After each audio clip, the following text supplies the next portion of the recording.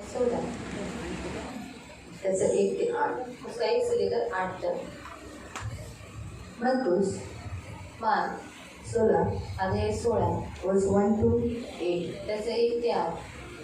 Mark chapter 16 mark अध्याय 16 वर्स 1 to 8 त्याचं 1 ते 8।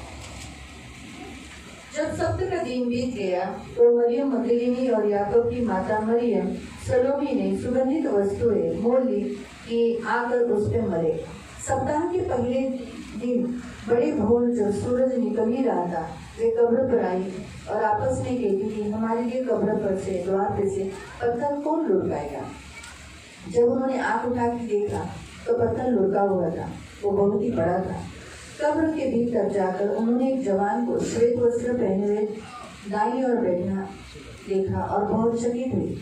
उसने उनसे कहा, चकित मत हो, तुम यीशु नासरी को जो क्रूस पर चढ़ाया गया था ढूंढती हो, वह जी उठा है, यहाँ नहीं है। देखो, यह वही स्थान है जहाँ उन्होंने उसे रखा था। परंतु तुम जाओ और चेलों और पतरस को कहो कि तुम से पहले गलील हो जाएगा, जैसे उसने तुमसे कहा था तुम वहाँ उसे देखोगे। और वे निकल कर कब्र से भाग गई और कपकपी और घबराहट उन पर छाई हुई थी और उन्होंने किसी से कुछ न कहा क्योंकि वे डरती थी।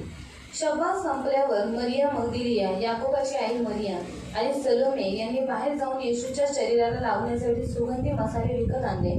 त्या मसाले घेऊन दुसऱ्या दिवशी सकाळी सूर्योदय होण्याच्या सुमारास कबरेकडे गेल्या। रस्त्याने जाता जाता आपल्यासाठी कबरेच्या तोंडाशी असलेली मोठी शिळा कोण बाजूला सारेल याविषयी त्या चर्चा करीत चालल्या होत्या।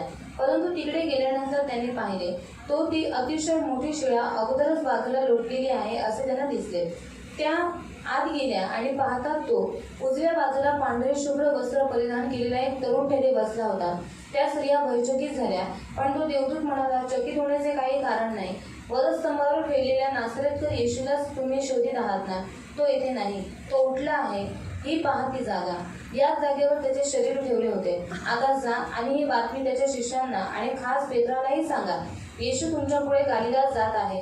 त्याने तुम्हाला मृत्यूपूर्वी सांगून ठेवल्याप्रमाणे तो तुम्हाला तेथे भेटेल। त्या स्त्रिया कबरेपासून दूर पळाल्या, त्या थरथर कापत होत्या, भांबावून गेल्या होत्या आणि इतक्या भयभीत झाल्या होत्या की त्याच्या तोंडून शब्दही फुटेना। आपण डोळे बंद करू। आंखों बंद करेंगे। तारणारे गोड पवित्र सेनाधीश पिता प्रभू येशू ख्रिस्ताच्या गोड आणि सर्व सामर्थ्य नावाने तुझ्या अनुग्रहाच्या सिंहासनाच्या समोर येतो। या दुपारच्या वेळेस तुझ्या सानिध्यात तू आम्हाला आणतोस त्याबद्दल धन्यवाद। आता प्रभू वचनाची वेळ आहे, लक्ष प्रभू वचन ऐकण्यासाठी सहायता कर।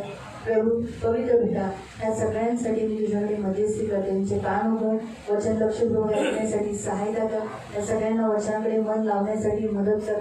कोणावरही झोपेचा हमला होऊन देऊ नको, लक्षपूर्वक वचन ऐकण्यासाठी कृपा कर। आणि हे सगळे जण तुझं भय बाळगण्यासाठी मदत कर, तुझं भय बाळगण्यासाठी मदत कर, तुझं भय वाईटापासून दूर ठेवतो, तुझं भय प्रभू तुझ्या जवळ नेतं प्रभू। पवित्र पिता, तुला आदर द्यायला मदत करतं, त्यामुळे पवित्र पिता तुझ्या भयाची फार गरज आहे। आणि आज या 7व्या दिवसाच्या उपवासामध्ये मी मागते, येशूच्या नावात मी मागते, या सियोन मंडळीमध्ये येणारा लहानांपासून मोठा प्रत्येकामध्ये तुझं भय असू दे। येशूच्या नावात तुझं भय प्रभू, ही माझी प्रार्थना आहे, कारण तुझं भय असेल तिथंच आम्ही बचावले जाऊ। त्यामुळे सहायता कर, सगळ्यांना तुझ्या हातात देतो, आज्ञा पालनाचं अंतकरण देतो प्रभू येशूच्या नावाने, आमेन।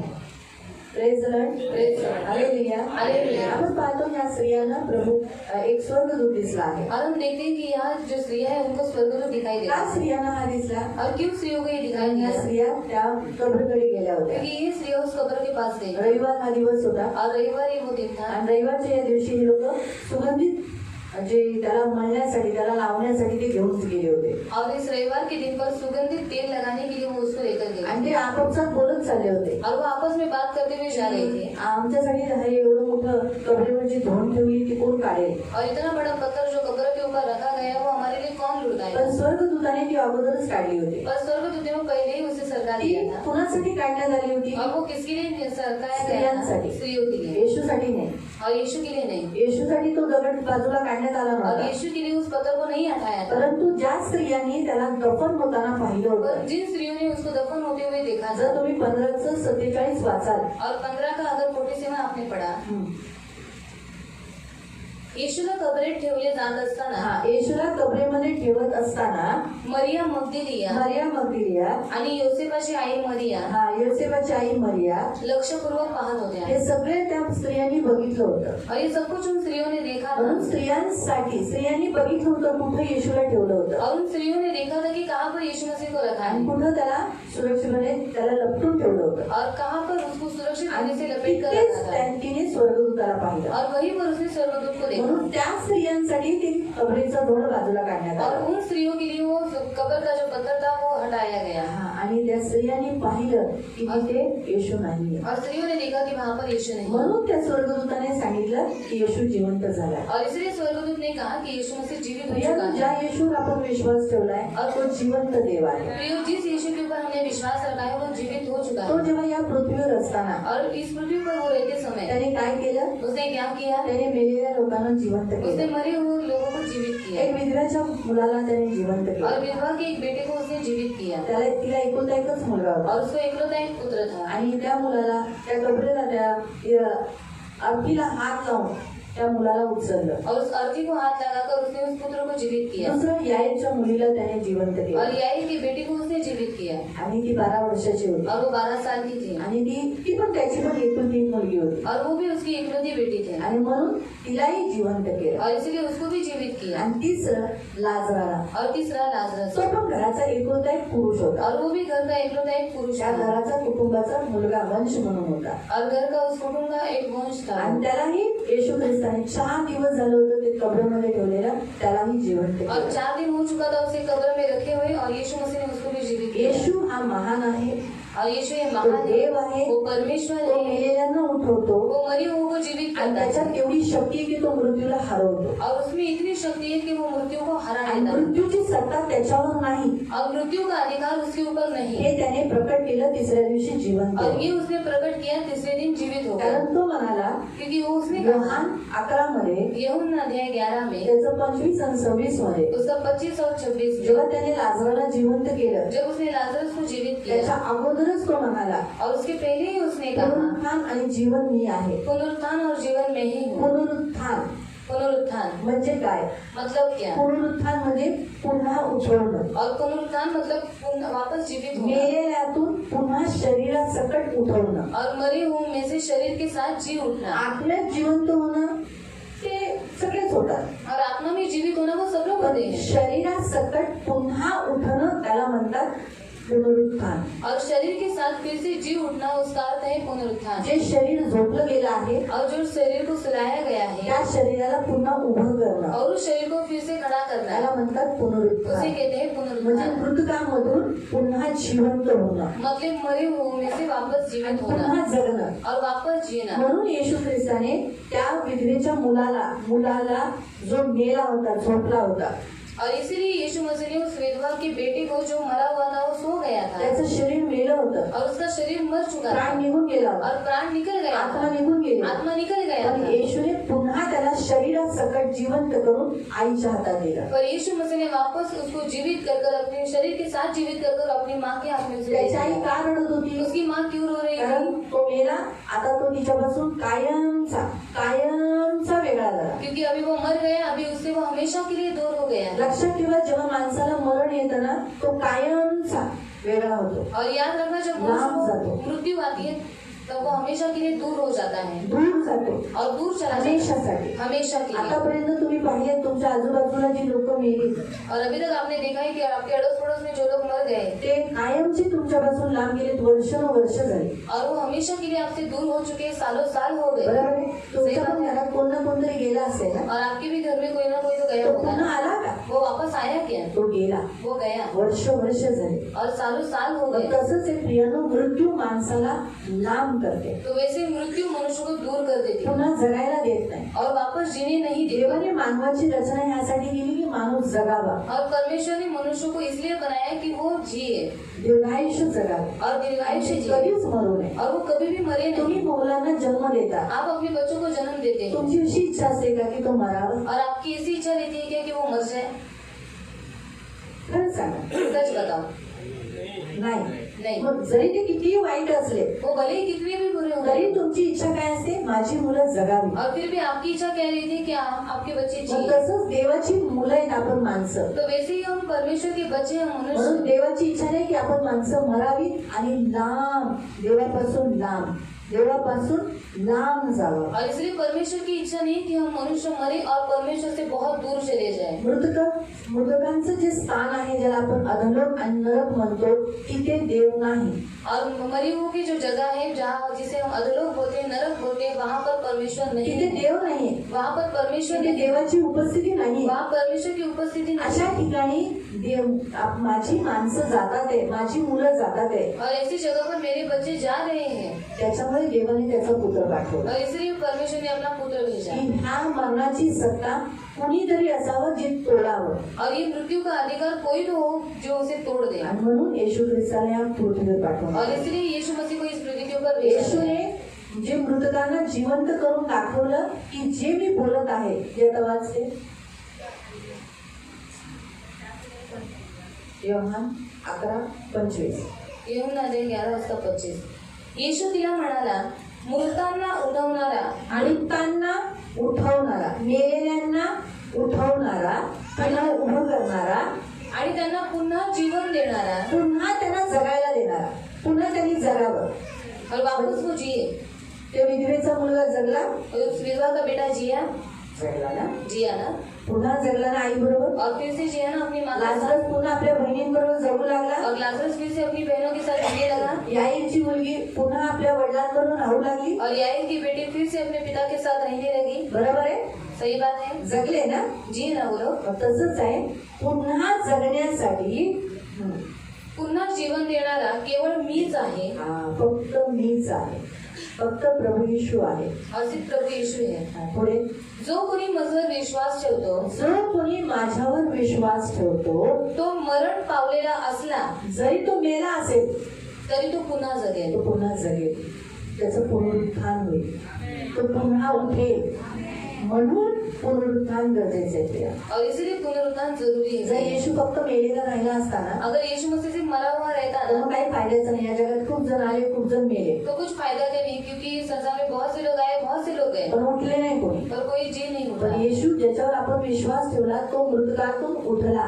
पर यीशु मसीह जिसके ऊपर हमने विश्वास रखा है वो मरे हुओं में से जी उठा। म्हणून आपला विश्वास जो आपण त्याच्यावर ठेवला आहे तो खरा आहे. इसलिए हमने जो उसके ऊपर विश्वास रखा है वो सच्चा है। पुनरुत्थान आपल्या विश्वासाचा पाया आहे. और पुनरुत्थान ही हमारे विश्वास की नींव है। त्याच्यावर आपण आपली घर बांधत आहोत. और उसके ऊपर हम हमारा घर बना रहे काय हैं। घर बांधत आहोत? कौन सा घर बना रहे की जसा हैं? येशू जिवंत झाला, और जैसे यीशु मसीह जीवित येशूने हुआ, मेलेल्यांना जिवंत यीशु केलं, ने मरे हुओं को जीवित मग किया, तसंच तो मलाही, मी माझं पूर्ण आयुष्य झाल्यानंतर मलाही तो उठवेल. तो वैसे ही वो मुझे भी, मेरी पूरी आयु खत्म होने के बाद वो मुझे भी जिलाएगा। प्रियानो, ही आपल्याला एक आशा आहे और ये हमें एक आशा है, आणि ही आशा व्यर्थ नाही जाणार. और ये आशा व्यर्थ नहीं आपण जाएगी। ज्या देवावर विश्वास ठेवलेला आहे तो खरा आहे आणि म्हणून त्याचं पुनरुत्थान झालंय. और हमने जिस परमेश्वर के ऊपर विश्वास रखा है वो सच्चा है, इसलिए उसका पुनरुत्थान हुआ है। आपण वाचूया हम पढ़ेंगे पहिला पत्रस पहला पत्र अध्याय 1 अध्याय 1 त्याचं 3.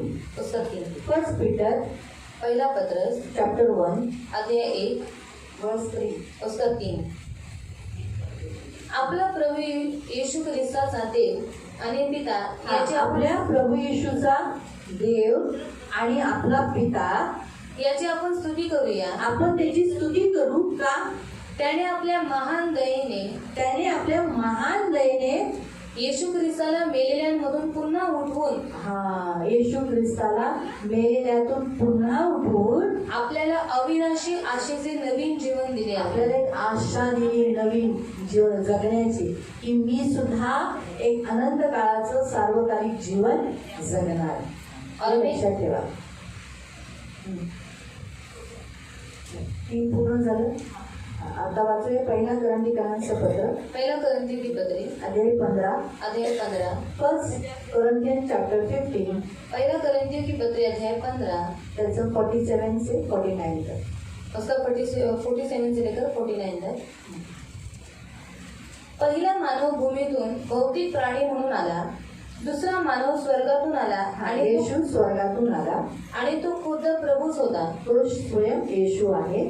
प्रत्येक मनुष्याला आत्माप्रमाणेच धुळीतून घडवलेले शरीर दिलेले आहे. आपल्या सगळ्यांना जे शरीर आहे ना ते मातीचंच आहे, म्हणून आपण मातीत मिसळल्यानंतर मिक्स होऊन जातं. हे जे शरीर आहे त्याचं मांसाचे असे तुकडे तुकडे नाही राहत, मातीमध्ये ते विरून जातं, कारण आपण मातीचे घडलेलं आहोत.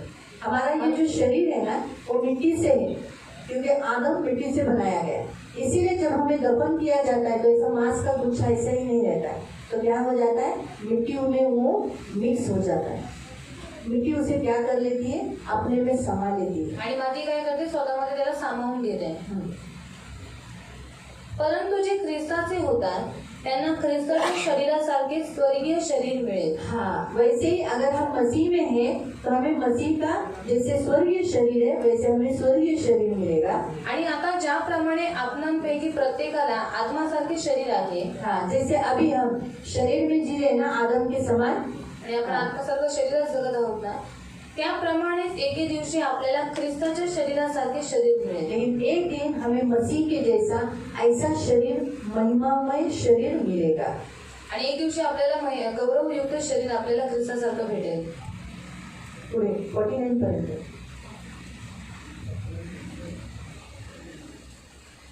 आता 20 वर्ष.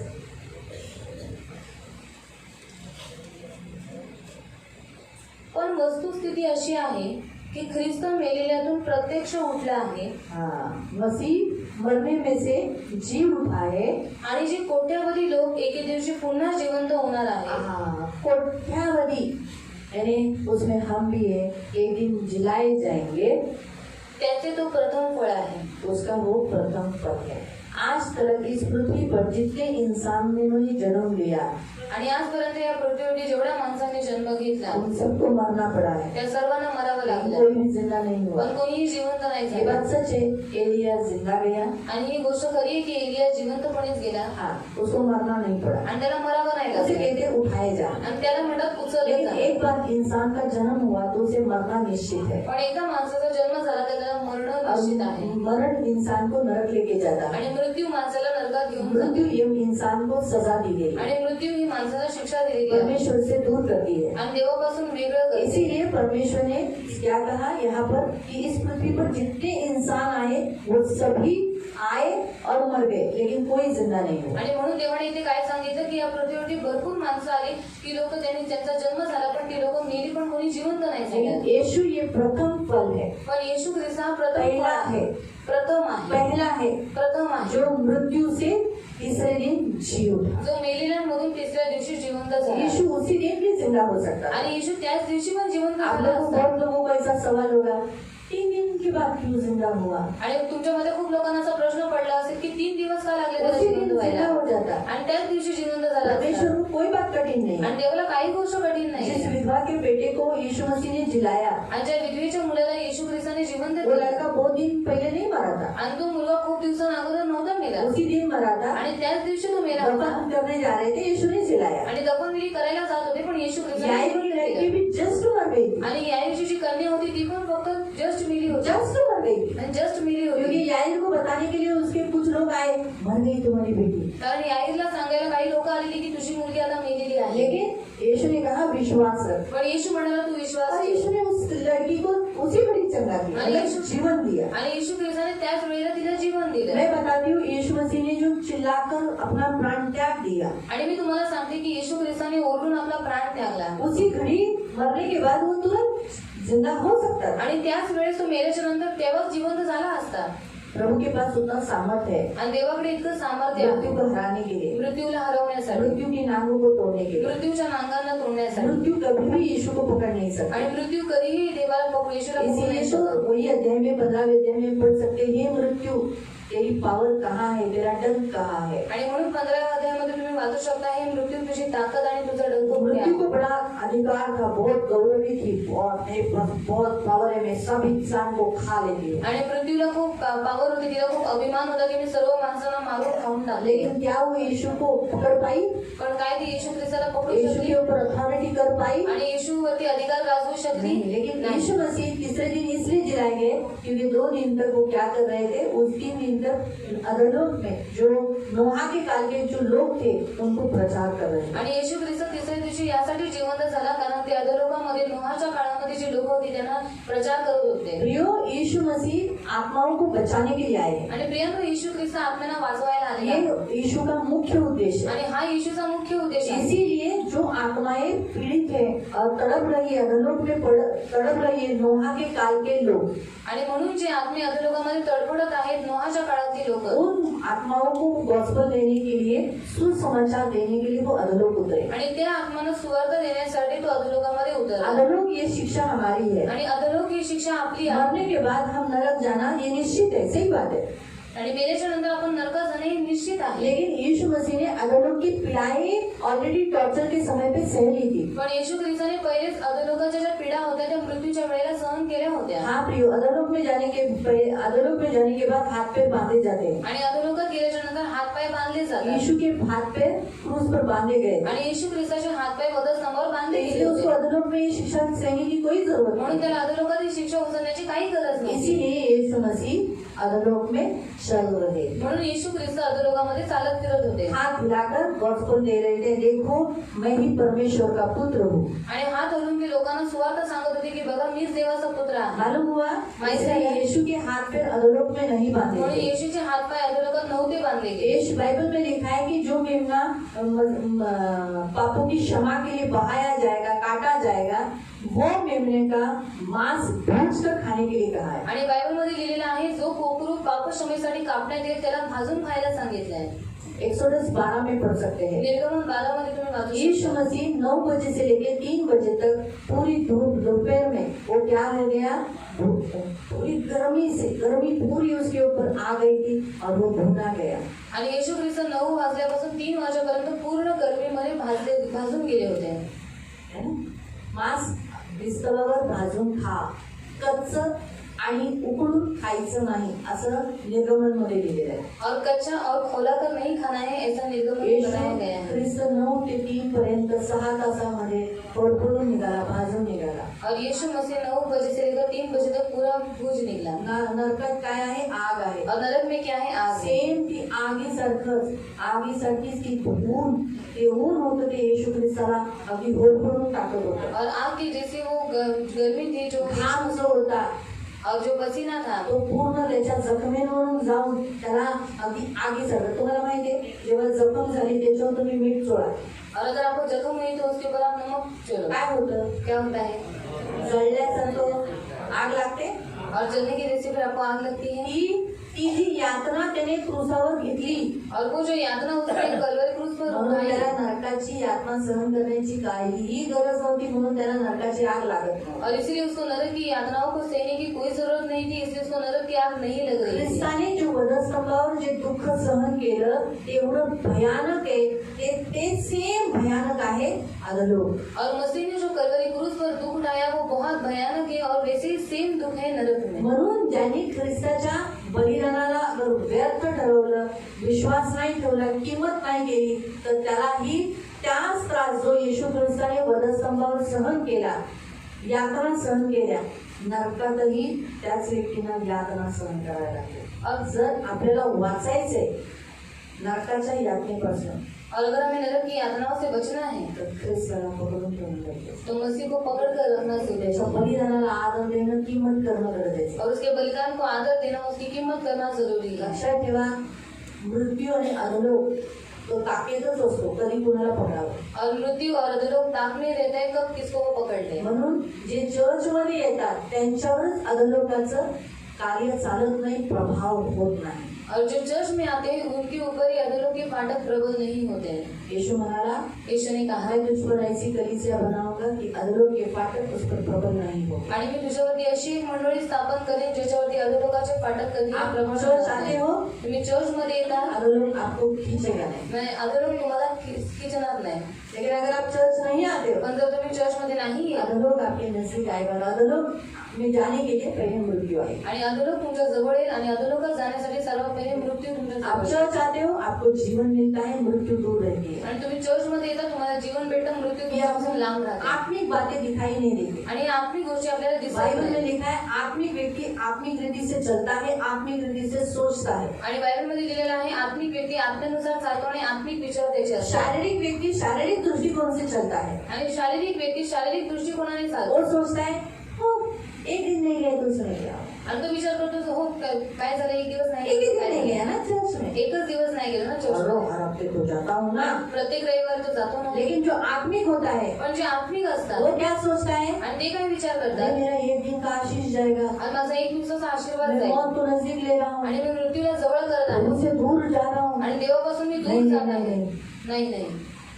इस रीति से आत्मिक व्यक्ति हर बातों में अपने आप को जांचता है, आत्मिक रीति से सोचता है। आणि अशा रीतीने आत्मिक व्यक्ती स्वतःला परखतो. बहुत लोगों को लगता है अरे चर्च में दीदी को बहुत लोग चाहिए इसलिए वो बुलाती रहती है, आओ आओ, मैं नहीं बुलाती। आपका आना आपका ही बचाव करता है, आणि मेरा आना मेरा बचाव करेगा। खूप लोकांना असं वाटतं की दिदी चर्च मध्ये लोकांना यासाठी बोलवतात कारण का त्यांना चर्च मध्ये खूप आत्म्या पाहिजे आहेत. हाँ पाहिजे बाहेर निघते पाहिजे।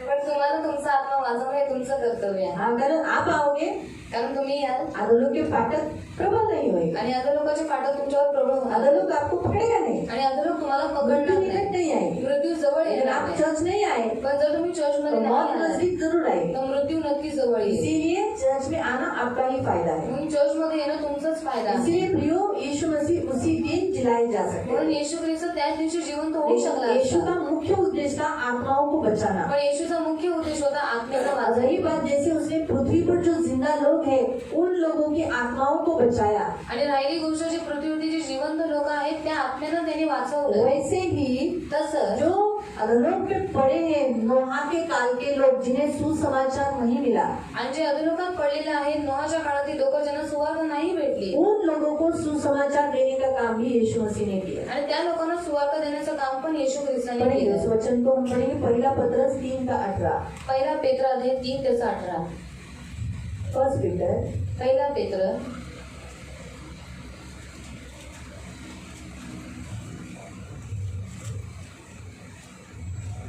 से 18 पासून. फर्स्ट पीटर चैप्टर 3 वर्स 18। पहिला पेत्र अध्याय 3:18. ख्रिस्तानेही दुःख सोसले, आपल्याला सुखरूप देवाच्या घरी आणावे यासाठी त्याने कसलेही पाप कधीही केलेले नसतानाही आपणा पाप्यांसाठी तो एकदा मरण पावला, परंतु त्याचे शरीर मरण पावले तरी त्याचा आत्मा जिवंतच राहिला. हाँ, उसका शरीर मर गया इसलिए उसे कब्र में रखा गया, सुरक्षित जगह में जहाँ कोई उसे हाथ नहीं लगा सकता, वो भी नई कब्र जहाँ किसी का दफन नहीं हुआ था। और फिर हम देखते हैं कि उसका आत्मा जिंदा हुआ आणि आत्म्यात असतानाच त्याने जाऊन बंदीशाळेतील आत्म्यांची भेट घेतली व हाँ, त्यांना उन संदेश कैदी दिला. आत्माओं से मिला, कैदी आत्माओं को आत्मा से मिलने के लिए, उन आत्माओं को मिलने के लिए आत्मिक रीति से वो उनसे गया। आणि त्या आत्म्याला भेटायसाठी तो आत्मिक रीतीने त्यांच्या जवळ गेला. आगे जाऊन बंदीशाळेतील आत्म्यांची भेट घेतली व त्यांना संदेश दिला. उनको क्या दिया? सुसमाचार दिया, उन्हें संदेश दिया, मुझ पर विश्वास करो, नहीं करोगे तो नाश हो जाओगे, अभी भी तुम्हारे पास लास्ट मौका है। उस समय तो नोहा ने तुम्हें प्रचार किया, तुमने विश्वास नहीं किया, लेकिन अभी भी समय नहीं है, अभी भी तुम्हारा। इस रीति से प्रचार किया। आणि अशा रीतीने त्यांनी तिथे प्रचार केला. आगे हे आत्मे फार पूर्वी नोहाच्या दिवसात ज्यांनी देवाचे ऐकण्याचे नाकारले होते ये वो आत्माएं हैं जो नोहा के काल के समय पे वो बंदी थे, कैदी थे। त्या व्यक्तींचे होते. नोहा तारू बांधित असताना हे लोक आपल्याकडे वळतील याची देव धीराने वाट पाहत होता, तरी सुद्धा त्यांनी त्याचे ऐकण्याचे नाकारले. किती चांगला देव आहे ना, किती आमचा परमेश्वर आहे ना. नोहाच्या द्वारे सुवार्ता त्यांना सांगितली आणि देवाने धीर धरला, तारू बांधेपर्यंत धीर धरला. और नोहा के द्वारा उसे सुसमाचार बताया और फिर उसने धीरज रखा, जहाज बनाने तक उसने धीरज रखा आणि तरी ते विश्वास ठेवला नाही त्याने. और फिर भी उन लोगों ने विश्वास ते नहीं गेले. किया, वो मर गए. पण तरी सुद्धा देवाने येशू ख्रिस्ताच्या द्वारे त्यांना पुन्हा वाचवण्यासाठी येशूला अधोलोकात पाठवले. और फिर भी परमेश्वर ने यीशु मसीह के द्वारा वापस उनको बचाने के लिए यीशु मसीह को अधोलोक में उतार किती दिया. प्रेम आहे ना येशूचं, देवाचं. और कितना प्यार है ना आणि परमेश्वर का. येशू सुद्धा तयार झाला अशा ठिकाणी जाण्यास. और यीशु मसीह भी तैयार हुआ ऐसी जगह पर जाने के लिए, म्हणून 3 दिवस लागला. और इसलिए 3 दिन लगे. नाही तर येशू त्याच दिवशी जसं प्राण त्यागला इतक्या जणांच्या समोर डोळे उघडून बोलला असता.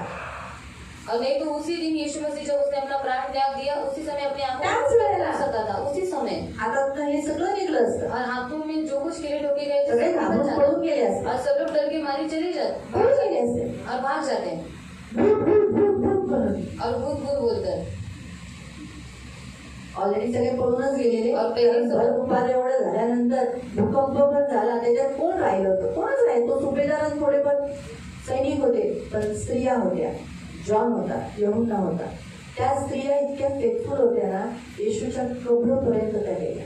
और वो स्त्रियां इतनी विश्वसनीय थी कि वो यीशु मसीह की कब्र के पास भी गई और वो रो रही थी. त्या तो युसुफ म्हणाला शपथ चालू होते, बाहेर निघा. और यूसुफ ने कहा शब्बा दिन चालू होने वाला है, बाहर निकलो. ते बाहेरच जायला तयार और वो नव्हते. बाहर जाने के लिए तैयारी नहीं थी. विचार करा. सोचो. म्हणजे त्या स्त्रिया शेवटपर्यंत फेथफुल राहिल्या. और वो स्त्रियां आखिर तक विश्वसनीय रही. म्हणून देवाने स्त्रियांना दर्शन दिलं. और इसलिए परमेश्वर ने स्त्रियों को दर्शन दिया. म्हणून येशू उठला तेव्हा सर्वात अगोदर स्त्रियांना दिसला. इसलिए यीशु मसीह जब जीवित हुआ सबसे पहला स्त्रियों मरियम को दिखाई मगदलीला दिया. दिसला. मरियम मगदलीनी को दिखाई तिला दिया, दर्शन दिलं. उसको दर्शन दिया.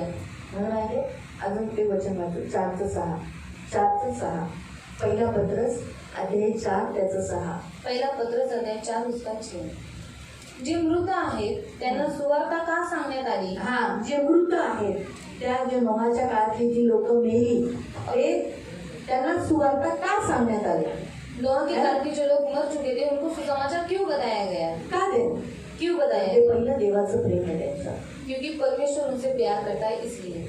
आणि दुसरं तिथं उत्तर दिलंय.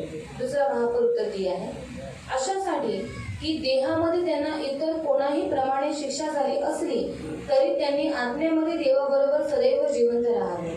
ह्यासाठी की त्यांनी जरी शारीरिक दृष्टिकोनातून त्यावेळेला त्यांनी मरण सोसलं, पण अजूनही देवाची इच्छा होती की ते आत्म्यामध्ये प्रभू ख्रिस्ताला विश्वास ठेवून त्यांचं कारण हवं. ज्या दिवशी न्यायाच्या समोर देव बसेल त्यावेळेला तो म्हणेल आम्हाला तर माहितच नव्हतं तुझ्याबद्दल, तुझे काही केलं आम्हाला काहीच माहित नव्हतं.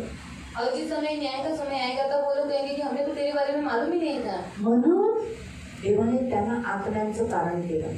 और इसलिए परमेश्वर ने उन आत्माओं का उद्धार किया. तुम्हाला काय वाटतं सगळ्या आत्म्यांनी विश्वास ठेवला असेल? और आपको क्या लगता है सारी आत्माओं ने विश्वास रखा होगा? योनासारखा माणूस म्हणतो मला माहीतच होतं तू त्यांना मारणार नाही. और योना जैसा मनुष्य कहता है कि मुझे मालूम ही था तू उनको नहीं मारने वाला है. म्हणून मी जात नव्हतो और प्रचारासाठी. नहीं जाना था प्रचार करने के मला लिए. माहिती आहे तुझा स्वभाव कसा आहे. और मुझे मालूम है तेरा स्वभाव कैसे है. असे योनासारखे किती माणसं असतील म्हणजे बोलणारे तू देव आहे. और ऐसे योना के जैसे कितने लोग रहेंगे जो बोलने वाले अरे तू बाबा. परमेश्वर है क्या काही मालूम. जण असे बोले तू देवाचा पुत्र मग इथं काय करतोयस? और कुछ लोग बोलेंगे तू परमेश्वर का पुत्र है, तो यहाँ पर क्या कर रहा है. पहिल्या डाकूला आठवण करा. और पहले डाकू को स्मरण करो. तो पहिला डाकू काय बोलला? और पहले डाकू ने क्या तू कहा? मसीहा आहे, तू मसीहा है, स्वतःला वाचव, खुद को बचा मला वाचव. और मुझे भी बचाए. असे किती जण त्या नाटकात बोलले असतील आल्या लोकांतून तू देवाचा पुत्र आहे.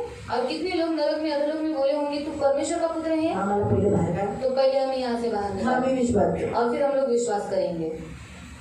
असे किती जणांनी अटी ठेवले असते. और ऐसे कितने सारे लोगों ने शर्त रखी होगी.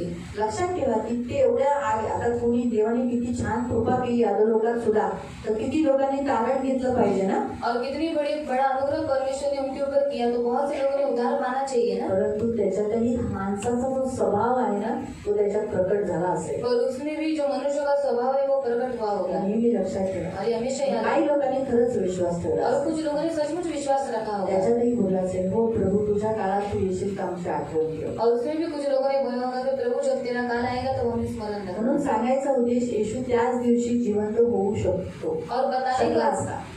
उद्देश्य कि यीशु मसीह उसी समय जीवित हो सकता था. त्या आत्म्यांना वाचवण्यासाठी तो खाली उतरला आणि 3 दिवस त्याला लागलं. नोहाच्या योनाला किती दिवस लागले? और योना को कितने दिन लगा निनवे देशच्या लोकांना प्रचार करायला? निनवे देश के लोगों को प्रचार करने के लिए.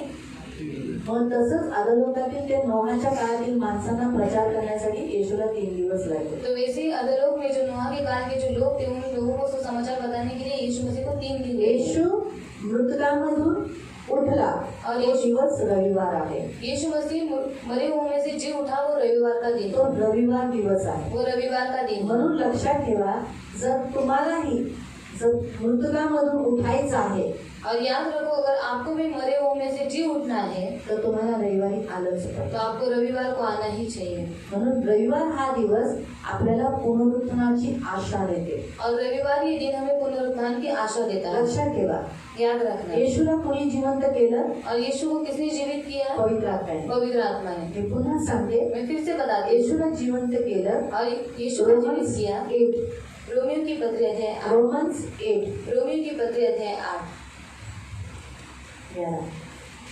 त्याचा 11.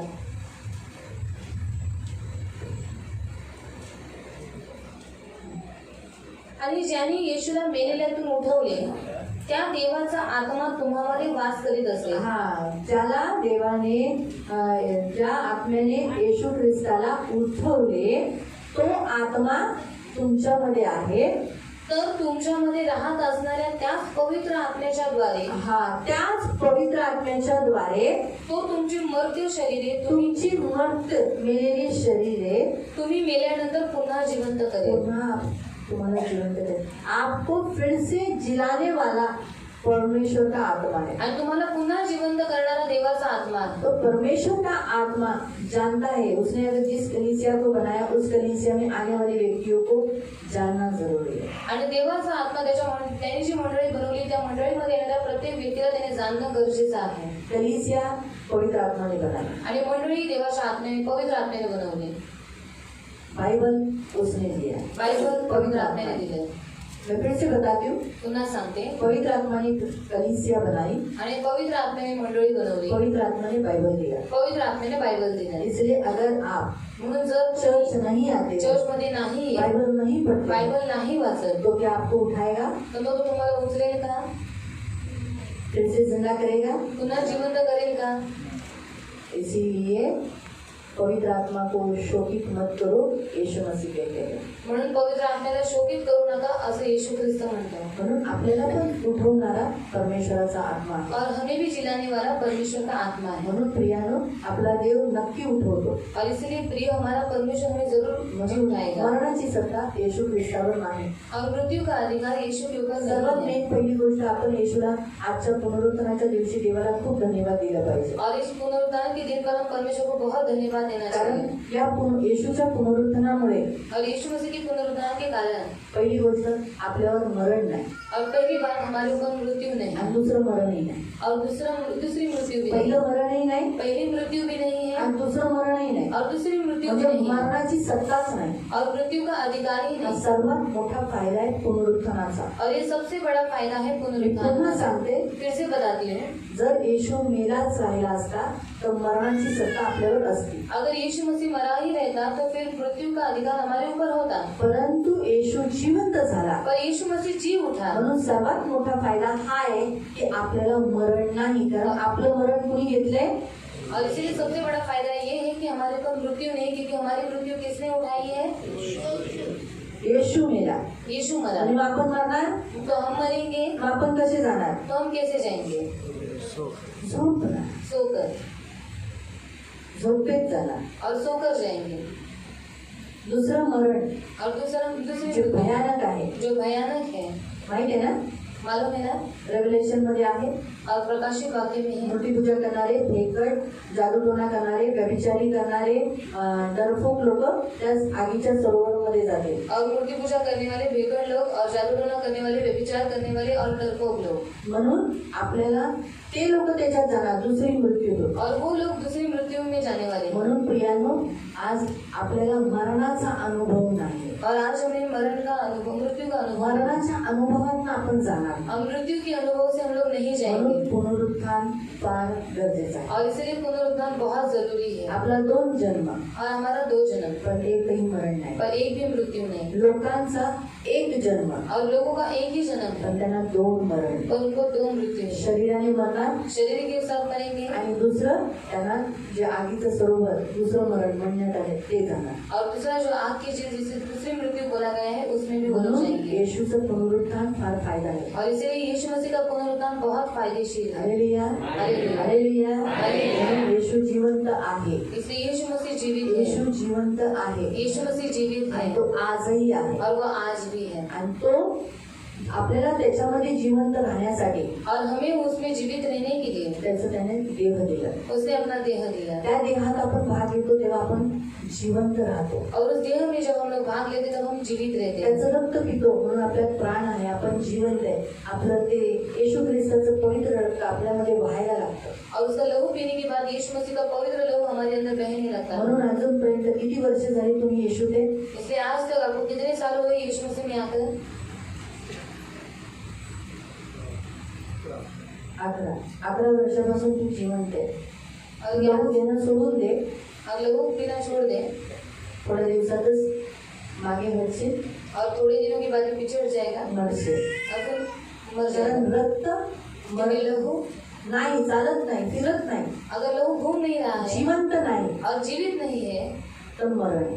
तो मृत्यु है. माणसाला मरण कसं येतं? और मनुष्य को मृत्यु कैसे आती है? प्राण जातो, प्राण निकल जाता आत्मा है, घेऊन जातो, आत्मा लेकर जाता है. रक्त लहू जे वाहते ना आपलं, जो बहने वाला आपल्या है. डॉक्टरांचे चेकअप करतात ना, और डॉक्टर ऐसे चेकअप करते हैं ना. नाहीतर त्यांचा स्टेटोस्कोप इथं लावतात, इथं लावतात आणि बघतात.